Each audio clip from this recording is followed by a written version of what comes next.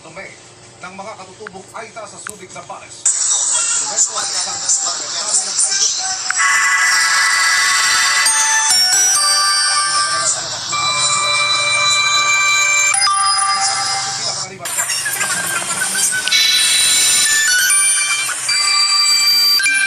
ng mga katutubong Aita sa Subic, Zambales, may umaalingasaw na suliraning isiniwalat ang dokumentaryo ni Cara David sa Eyewitness na ibinasurang paraiso. Ginawa kasi itong tambakan ng lokal na pamahalaan. Kabalintunaan anya, lalo pag binalikan ang pagtrato sa kanila sa kapatagan. Pag magtitin, sabihin na nakaagad-agad ma'am na, wow, alisan ninyo, linisan ninyo yung paninduhang, pwesto ninyo. Agad-agad sabihin ko nila yung sumunod na pero sila po, parang bingilang.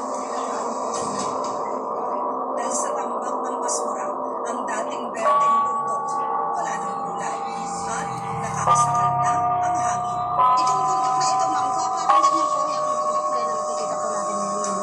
Yan po, ganyan po yan, ito. Yung bundok na, yan, ito lang po, ito lang. Yan ang itsura nito. Inuuhaw na rin sila dahil pati ang mapagkukunan ng tubig, kontaminado na ng basura at katas nito. Malayo ito sa paliwanag umano ng lokal na pamahalaan sa kanila bago ang pagtatambak simula 2019. Yan nga po namin ako magaganda rin.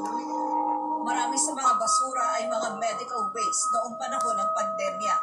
January 2022 naman, nadiskubre ng DENR ang open dump site na labag sa Ecological Solid Waste Management Act.